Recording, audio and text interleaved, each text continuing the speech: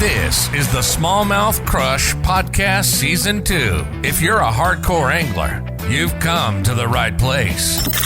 This is a weekly podcast that will interview some of the top local and regional anglers in North America. Anglers who consistently finish near the top in both largemouth and smallmouth bass fishing tournaments. Travis and his guest will discuss techniques and strategies used to help these anglers stay so consistent and help you become a better angler and gain an edge on your body of water. And now, here's your host of the Smallmouth Crush Podcast, Travis Manson. Hello, welcome to the Smallmouth Crush Podcast. Another great week talking with some of the top local and regional anglers across North America when it comes to bass fishing. We got some good ones. I expect a great show today, so hang out with us. Enjoy the talk. We got some great conversation ahead. Awesome angler, ready to talk largemouth and smallmouth. You know, he knows how to catch a few smallmouth as well. But before we go there, let's talk about the Reel Shot. Of course, the Reel Shot's the go-to shop for all bass anglers. They got all kinds of tackle, and you guys know the drill by now. They've been a sponsor of the podcast since it started. Get all your tackle needs right there, all the top names. They got a bunch of hunting stuff too, so if you're into that, give them a look. If you use my code SmallmouthCrush15, you're going to save 15% off your first order. So we certainly appreciate the Reel Shots sponsorship for this podcast. Let's get into it. We're going to bring Ryan on. How you doing, Ryan? Good. How are you? Good, man. I'm excited. I know you got a lot of great stuff when it comes to bass fishing. You're one of the top tournament anglers out there, and you know how to put some fish in a boat. So I want to, before we get into all that, I want to just take a moment to, if you could introduce yourself to some of the viewers and followers that may not know who you are, give us a little bit of background, kind of where you hang out at, where you fish. And So my name is Ryan Hochstetler. I'm from small tourist Amish community town here in northern Indiana, Shipshewana. Yeah, I fish locally around the Michiana area. Regionally, here recently in the last 3-4 years, I started fishing the Michigan division, the BFLs, chasing them smallmouth. I got my first taste of that smallmouth action probably like 10 years ago, and been addicted to that place ever since. And so I just wanted to up my game. The local tournaments weren't as exciting anymore. I mean, our big local open tournaments weren't as exciting. So I wanted to take that competitiveness somewhere else. And so I traveled north and started fishing the Michigan division, the BFLs. And that has honestly probably helped me more going out elsewhere and then coming back home fishing, because it's made me a better fisherman, just pushing myself differently in a different direction and then bringing what I learned there back home. And it's been an interesting journey so far. how far away is that from where you live to most of those events? Are they like out of St. Clair or Detroit or what? So, yep, sometimes we go north. We haven't here recently, but sometimes we go like Burt Mullet, which is 5.5, 6 hours for me. But Detroit River's 3 hours. North end of St. Clair's like 3.5, 4 hours from me. So it's a trip. It's a trip, and it's away from me. As far as the fishing locally to you, is there smallmouth to be caught, or is it pretty much largemouth? We have natural lakes around here that have smallmouth, decent population of them, and we have rivers around here that have tons of smallmouth. The St. Joe is one of them that's famous for numbers of smallmouth. Mm-hmm. The southern end of Michigan has quite a few lakes with smallmouth, not huge populations, but decent amount. Fishing around here, there's not as many factors as fishing St. Clair or Detroit River. You got wind. The lake can turn over and get muddy in a day. It's just like fishing around here I'd say there's more fish there than St. Clair and Detroit River, for sure. More willing to bite. Around home, we have a lot more pressure, I would say. Our lakes are more pressured. There's a lot of fishermen in our area. So Ryan, as far as your favorite place to fish, what would that be? If you could go anywhere and just say you got a free day, I don't care if it's 10 hours away or 20 or right in your backyard, what body of water would you want to fish? But my favorite place to fish is the Detroit River. Detroit River. It really don't matter the time of year. Springtime, I usually leave the bass fishing alone until about April, middle and end of April up there. I mean, I do go occasionally, but I chase the walleye in the spring up there. I'm not just a typical bass fisherman. I mean, I go up there and chase the walleye, which is a pretty fun bite. So if I could go anywhere, that probably the Detroit River is where I'd go. So what makes it what makes it up your alley? What makes it unique to you, and why do you like chasing fish on the Detroit? Obviously, it's a lot of current. It's a big body of water. It connects Lake St. Clair to Lake Erie. It flows, I guess, south into Lake Erie. It's massive for a river, right? Mm-hmm. Isn't that what's it called? In between Detroit, Miracle Mile. Like you can't. It's pretty treacherous, right? A lot of pleasure boaters, stuff like that. Yeah, can be. I grew up fishing. My first experience with smallmouth around here, what I learned on the St. Joe River here in Elkhart. And the size of the fish here to there is like totally opposite. You know, like a good one here is 3.5 pounds. That's average there. So I grew up fishing that, and the numbers, the only two comparisons I could have to them are both the numbers of fish that could be caught in a day. I mean, it's 50 to 100 fish days, you know, either one. And they're both very similar because the times of the year that happens is spring and fall. So talk to me a little bit about the Detroit River as far as the seasonal patterns, because you mentioned you fish it a lot in April. And I'm just curious, do those fish and does the bite continue on in the summer months, or then do you focus more on some of the other, you know, whether it be Lake Erie or St. Clair, or do you prefer to stay in the river throughout the whole year? The springtime, usually I'm not far from the Detroit River, either end, the mouse fishing because I feel like the smallmouth in the fall come in the river, follow the bait in, and then they don't winter far from the river mouse, and they're not in the current. So in the summertime, from what I've learned in the river, the moon has a lot to do with when the river's good, because if the bait's in there, the smallmouth follow them. If the bait's not in there, it can be tough, but it can be good too, because they are in very predictable places. Okay. You know, current breaks are one key area where they sit, where they don't want to be in the current, but they don't want to go look for their food either. They want their food to come to them.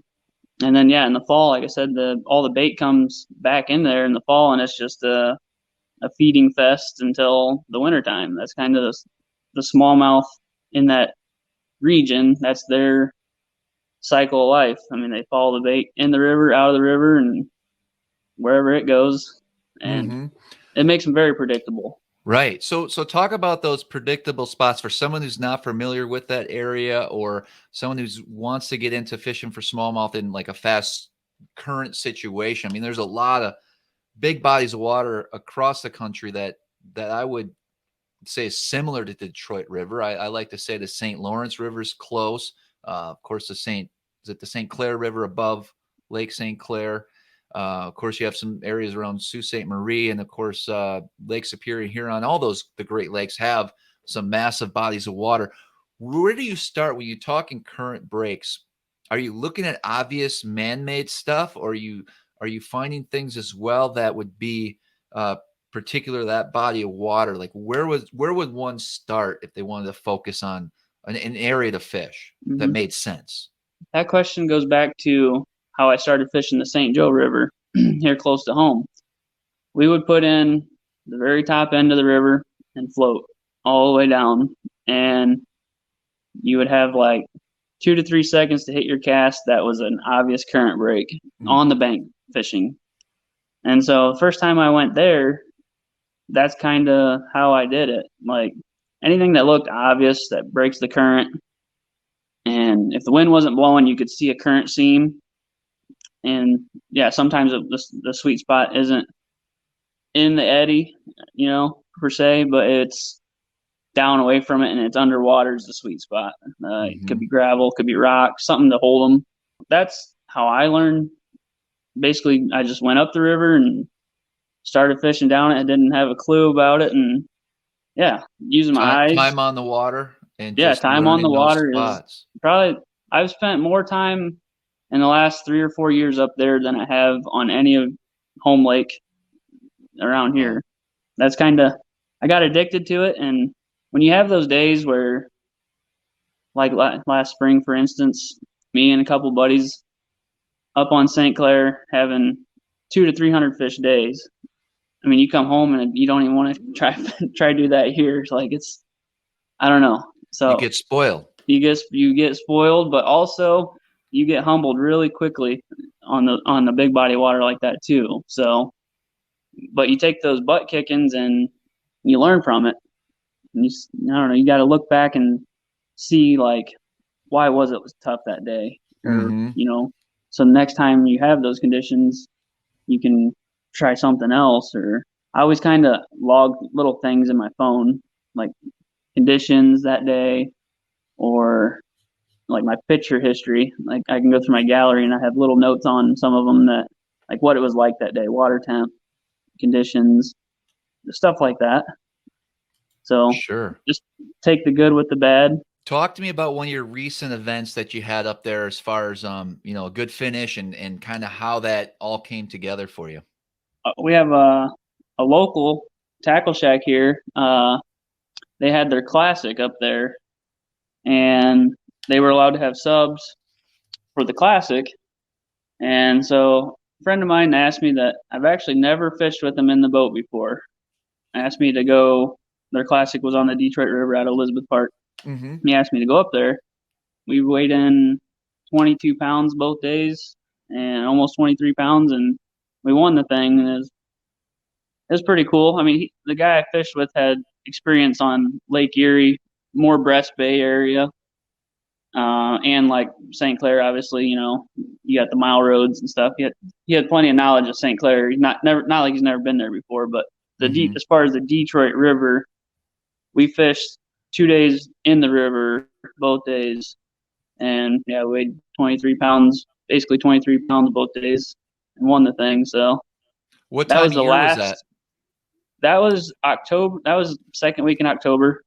Actually, I was there 2 weeks prior to that for the TBF National semifinals, and I finished fourth, weighed in 20 pounds both days. In that tournament, finished fourth in that tournament. That was Michigan and Ohio guys, fishing for the spot in the national championship. Those were the last two tournaments I fished up there, and those were both end of September, early October. The first event where you took fourth, did you utilize some of those patterns and techniques and areas to do well in the next event, or was it something totally different? The semifinal tournament, the fish were in the river at one point, and then they backed out of the river. So between our last BFL, our super tournament, the fish were kind of mixed. They were some were in the river just starting that migration, and some were out. Our tournament was one out in Lake Erie. So 2 weeks later, we had that TBF tournament, and I started practicing in the river, and we had hard, like, north wind. The river was chocolate milk, like dirty. And I practiced in the river for a little bit. Didn't really happen right at first.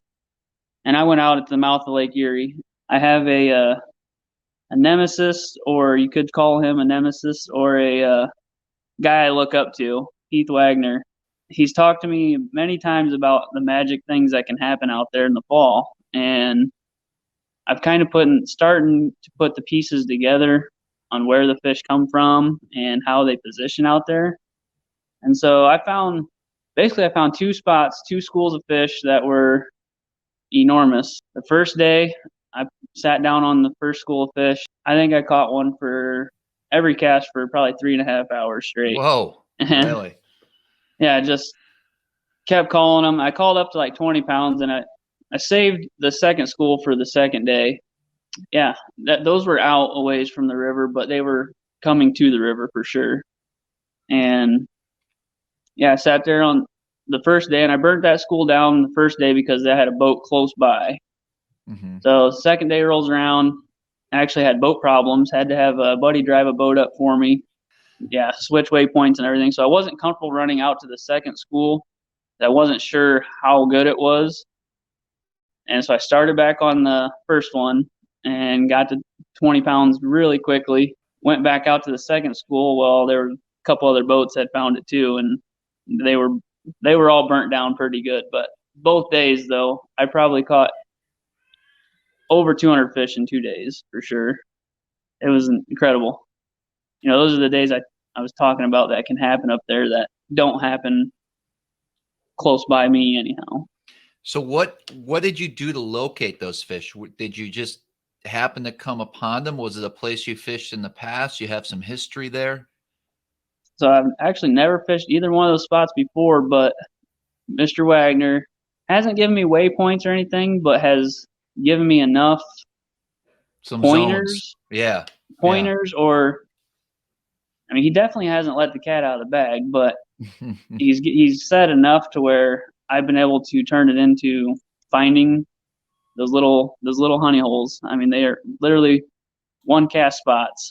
Really? And yeah, that's kind of how I found it with the crankbait. Just kind of cranking along, with the map. I used the Lowrance, the C map revealed or whatever, and I just depth shaded it, and something stuck out on the map, and I ran over there and started cranking, and next thing I knew, I had found a school of 4-pounders. Sure. I wanted to ask you a little bit about that C map because I'm not familiar with it. I hear some really good things. I'm actually looking at possibly utilizing it in the future. What are your thoughts on that? Is it a decent chip? Oh, it's definitely it. So St. Clair and Erie kind of don't really have a lot of contours besides, your humps and stuff out there. Like your normal maps will show it.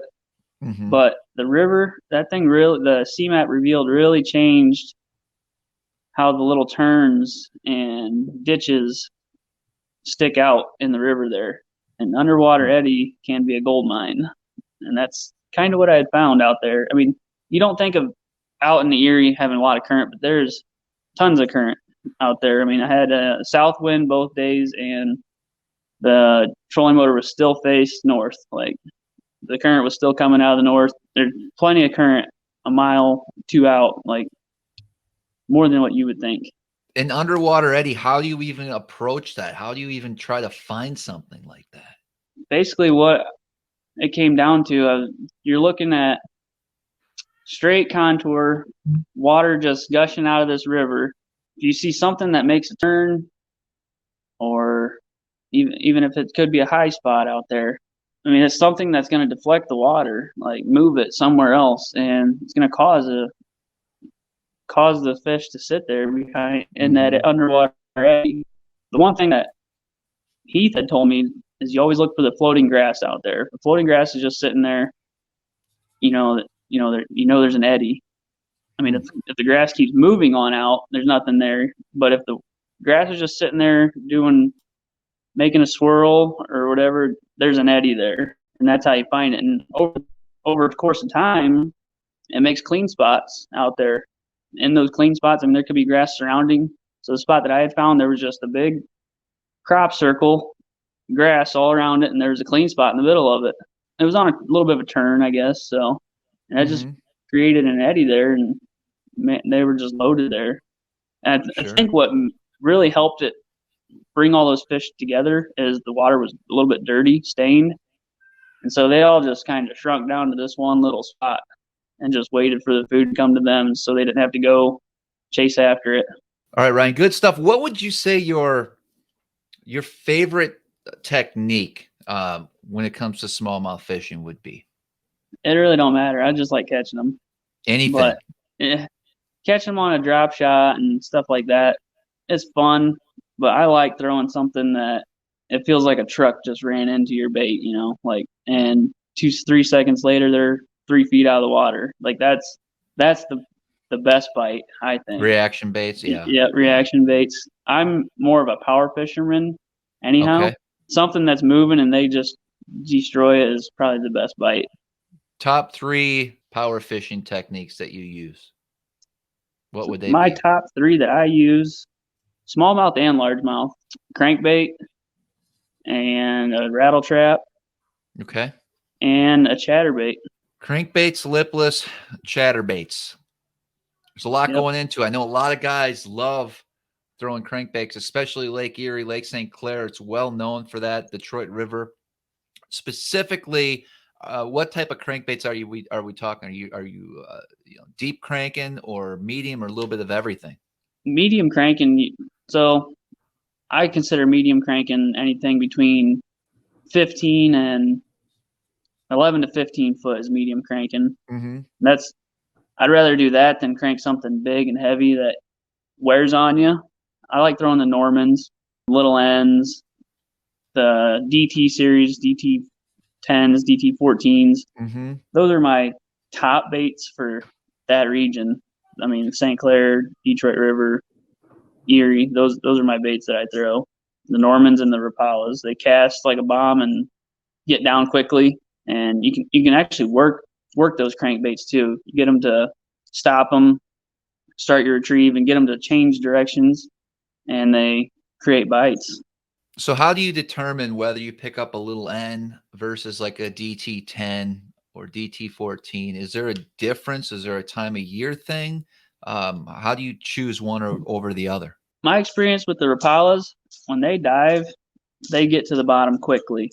So if I'm throwing at a rock and I want to hit that rock, I'm probably going to pick a Rapala over a Norman right off the bat. So if I'm trying to fish like a flat and I don't want to hit the bottom, but I just want to stay in that zone, I'll pick a Norman up for sure. Like I said, the Rapalas, they dive so deep quickly. Normans really just kind of stay in that zone the whole time. I don't have a lot of experience when it comes to Lil N. I own a bunch because buddies of mine love them, swear by them. And it's just something I have not used a whole lot. So I do appreciate that tip. It does make sense. So it stays in the strike zone a little bit longer. Perhaps if they're suspended, is that going to be a crankbait you're going to pick up? That's a crankbait I'll pick up. And another thing is with the Normans, they have a little bit smaller body profile. So depending on what kind of shad or perch, like size that the fish are feeding on, try to match the size of it too. I mean, a lot of people try to match the hatch, the color, but I try to match both, I guess, the color and size of what size of the bait they're feeding on. Do you have a wide variety of colors, or do you kind of pick just a handful? And if I could ask, what colors do you prefer?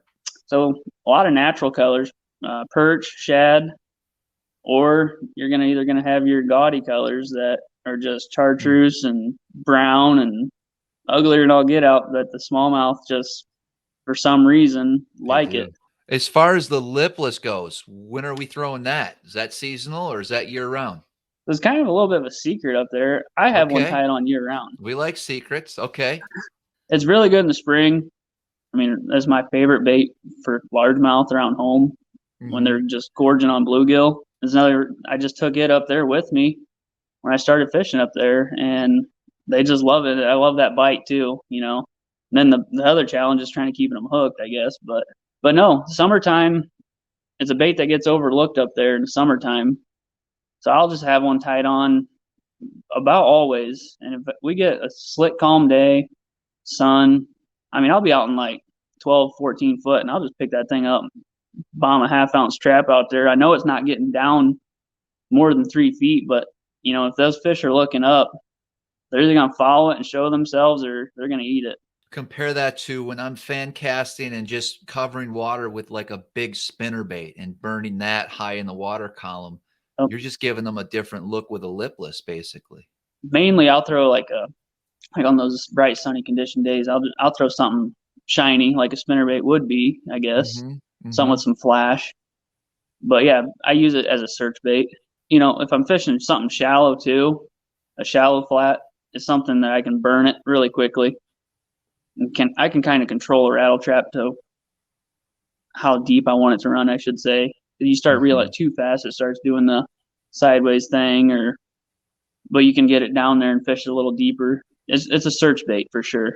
Now the chatterbait, you talked a little bit about that. Is that something you're throwing when they're up shallow, or are you fishing that deep as well? So that whole system, I like to stay in 14 foot or less.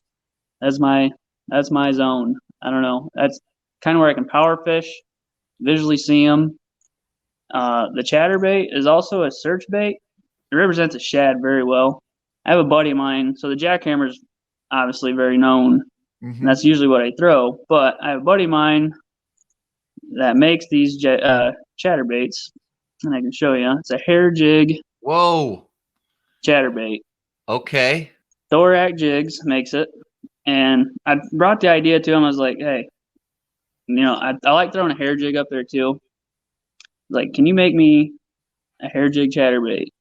Blown away by how the smallmouth eat this thing. Really? That classic that I talked about, where we had 23 pounds both days, 80% of our fish came on this bait right here, and they were all shallow. And that's just a fun bite, and it was something too, when they get it, and you're not going to lose them just when they're going berserk like you would on a treble hook bait. So that was another reason why. And it's something different. It's something I have confidence in. So how deep were those fish with that? You say you like it 14 or less, but specifically what range were you throwing that in? What size? Was it 3/8, half ounce? So this is a 7/16. Okay. And I will throw up to a 1 ounce chatterbait. Those fish most of them were probably 5-6 foot and less up there. Hold that up again. Is that a trailer on the back of that? Or, yep. So this does have a screw lock to put a trailer bait on here. That hair just works magically in the water. I don't know. And I threw the trailer on there just because it's a smaller trailer and it's hidden. I mean, you can hardly see it. No, I see that. In that hair. Is that silver or gold blade on that? Silver blade. Silver blade. I can find my camera. Nice. And they chew it, huh? It was something that the first spot I stopped on to try it, which I knew was holding some fish, I bombed it out there and wasn't expecting a whole lot at first with it. When you have to get pliers to get a chatterbait out of a smallmouth's mouth, yeah, that's when you kind of found something, and I've just kind of ran with it. What gave you the idea to just try putting a hair and just hair only on a chatterbait? So in the current up there, you got a lot of lag with a boot-tail trailer and just that rubber skirt. So you can't get your bait down as far, and you can't work it as fast, reel it as fast. So I wanted something I could get down in the water column just a little bit further and don't rise on me while I'm trying to reel it. So I'll throw this thing on 17-pound test line in the current with a 7-to-1 reel. Yeah, I give it a second or two on the fall if I'm in 5 or 6 feet, and I reel it pretty fast. It's hard. I mean, almost as hard as I can. So burning that. Yeah, you can. You kill it halfway back to the boat. You just kill it, and it just falls like a dart, and that creates a reaction bite. That's kind of the secret to it, actually. Really? Yeah. So a burn, and if there's a fish following it, or if there's a fish in the general area, when you stop it, they'll see that fall, come over there, grab it before it hits the bottom. And it just looks like a shad. Does he sell these to the public? Yeah. Nice. Facebook page. Okay. I'm not sure if he has a web page. I don't think so, but okay. Definitely on Facebook, you can get a hold of them. Well, I know I'll be doing that. I'm going to buy it first, and then I'll put the description down below for everyone else afterwards. But that's interesting. That's intriguing. I like that concept. That's a sneaky little deal there. There's other things that he's got that we're working on too. I mean, just he's a big bait maker for a lot of guys in our region, and actually out of the area too. He's known pretty well, but this hair jig chatterbait has kind of replaced. Everybody's throwing a swim bait, a Kitech swim bait. Yes. It's kind of replaced that for me. Like, give me something, like not really an edge, but it's my most confident bait. If I go anywhere in the country, first thing I pick up is a chatterbait. don't matter time of year, spring, summer, fall. So I just kind of implemented that with the smallmouth, and it's something new that I'm hoping can win a few tournaments on. Yeah, absolutely. Now you said you're throwing that on 17-pound fluorocarbon. So What's your typical rod setup with that then? so I'm throwing it on like a 7.4 Loomis E6X swim bait rod, and a Daiwa Tatula, I think it is. Daiwa Tatula HD reel, 7 1-to-1 gear ratio. Something that's got a little bit of give on the rod tip, so where when they hit this thing, they're gonna truck it, and they either knock slack into it or your rod just loads up, and then next thing you know, they're jumping out of the water. So you just kind of reel hook set with them. I mean, I you know. don't. I understand what you were trying to accomplish with that hair jig and the way you rigged it without a trailer, so it wouldn't rise up or it would work more streamlined for you. But if what are some applications where you can see putting a trailer on that would be beneficial? Because it does have a screw lock, I think, which is a great idea. It allows that trailer to really fit on that well and not tear off on every other fish that you catch. My first thing that I ever put on here was a Strike King Z2, something that didn't have a bow tail, something that had just a straight tail out the back end. That was the first thing that I messed around with it, actually on St. Clair, or actually on Detroit River. I'd say the advantage is you get out of the current situation. Like I'm looking forward to using this thing next year out on the lake, St. Clair.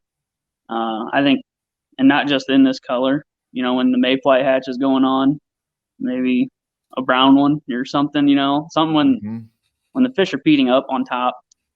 That's something I'm looking forward to trying. You know, when you're trying to keep it up with the boot tail would really help you do that. I'm sure you get those in some different colors too. Yep. Black and blue, things like that, maybe. Yeah, probably any color. Green pumpkin, yeah. I had them time. I said I want a white, something that's going to represent a shad. I want an all white one, and I want something that's got some chartreuse in it. And he ran with it, and he told me to come pick them up, and I picked them up. I was like, this one right here with the chartreuse in it, it's going to be a killer. I knew it instantly.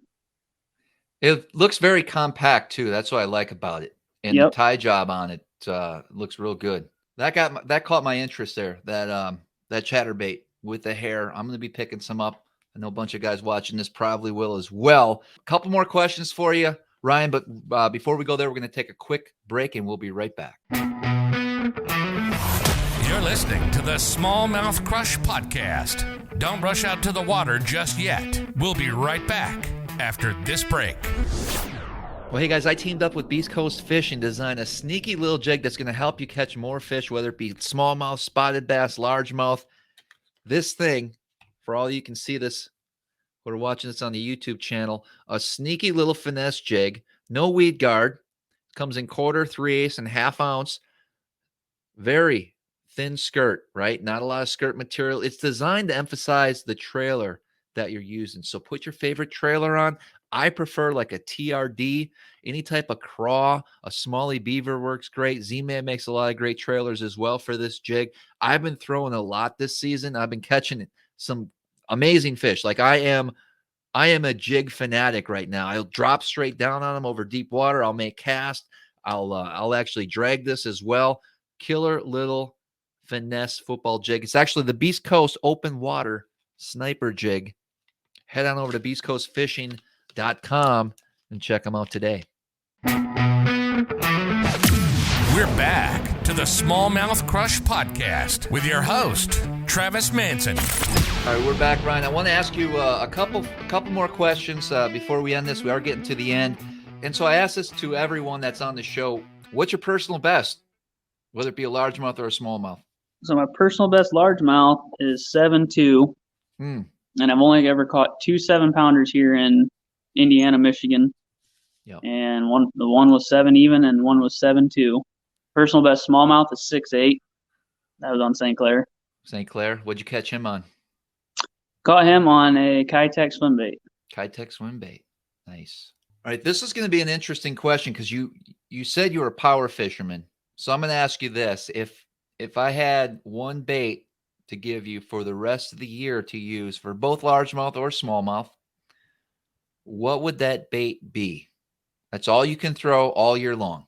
A half-ounce jackhammer chatterbait would probably be my number one bait all year long, anywhere in the country. You'd be fine throwing that. I would be fine throwing that. Yep. You can put, it's so versatile. You can fish it like a jig, skip docks, fish it deep, slow roll it. Mm-hmm.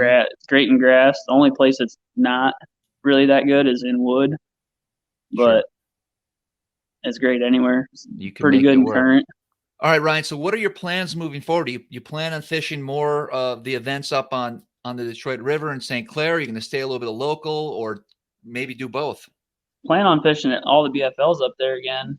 The regional this year's on the Mississippi River. I've already had one regional there. Learned so much that week fishing that body of water that I want to go back. So I mean, I want revenge on that place, because the first day of practice when I pulled up there for the regional, I picked up a chatterbait. That's the bait I'm most confident in, and probably within an hour, I thought I was going to win that tournament, and boy, was I wrong. What happened? Conditions changed. Weather got cold. The whole time I went practicing after I found some really good fish and tried to find other areas too, it just never panned out. I never found anything, and that was always in the back of my mind, like that area or that pattern I had figured out right off the bat. Yeah, it bit me in the butt big time. Day 2, I had another spot like that I went to same pattern. I mean, went like 30 casts in a row that morning on fish after fish. So I got revenge on that place. So I'm looking forward to going back there. Where's that typically out of on the river? So the Mississippi is out of Pool 8. Okay. Is that Veterans Park or something? That's La Crosse, right? Wisconsin? Yeah, La Crosse. Okay. La Crosse, Wisconsin, yep. A little different than what you're used to, or is there some similarities to that place? There's a lot of similarities to that place and the St. Joe River around my house here that I grew up fishing. The amount of largemouth is crazy up there. There's a lot more largemouth than around here, but the similarities are like they're predictable fish in the river. I feel like they are where they're going to be. But that river's so huge. I mean, there's backwaters, there's main. Do you concentrate and just feel better on the main river, or are you getting? It'll be in the fall again. Most of the fish should be towards the main river. The fish that I'm going to be targeting are in the current or very close to it, so they're very predictable. Mm-hmm. And that's one thing I learned big time up there, and I overlooked that going into it because there is so much backwater. And I mean, The first thing I did is I got my boat stuck on a sandbar the first 20 minutes of being there. But right. So I overlooked that, and that's why I got revenge on that place when we go back. So the Mississippi River, I love it there. I don't have too many hours logged in, but it's a fascinating place. But I can see where a guy like you who loves fishing the river system can probably get that dialed in quick. I just, like you said, there's a lot of hazards. I mean, I'm sure I'm not a river rat, so I don't know the river that well, but I know there's a lot of wing dams and man-made stuff and crazy current and sandbars and all kinds of trouble to get yourself into. But well, Ryan, thanks for coming on. Really appreciate this information. I know I'm going to grab some of those chatterbaits. If someone wants to follow along and see how you do next year, what's the best way? You got any presence on social media and anyone you want to say, give a shout out to? So I'd like to give a shout out to my two main sponsors, I would call them. I call them partnerships more than sponsors. Tire Star of Wolcottville is one of the reasons why I can go do that up there, and my family. I mean, they help support me do that. A tackle store called Tackle Shack, big partners, big helpers on anything really. I mean, they actually they don't carry these yet, but they carry the Thorax jigs, and they also have an online, free shipping over $50, and you can go to Tackle Shack's Facebook page too, and go online on their online store and purchase about anything. But the Thorax jigs, he's more of a partner too than a sponsor. Basically, I tell him what I want and what I need, and he makes it for me. And I take them always fishing nice. sometimes. Right. You can follow all of them on Facebook, basically. Follow me on Facebook. I'll update people on how I'm doing in the tournaments and pre-fishing. I might sneak a picture in on what I'm catching them on or something, but. Well, we wish you the best of luck. Go get them. Go make that championship and get revenge on the Mississippi for sure. That's a goal of mine. Put some big smallmouth on the scales while you're doing that, man. I appreciate you coming on. Thank you. Awesome. And as always, guys, until next time, we'll see you on the water. Thanks so much for listening today. Make sure that you're subscribed to the show and follow us on Instagram at SmallmouthCrush. Also, the YouTube channel, SmallmouthCrush. And if you feel so inclined, please leave us a 5-star rating and comment with a review below. And as always, until next time, we'll see you on the water.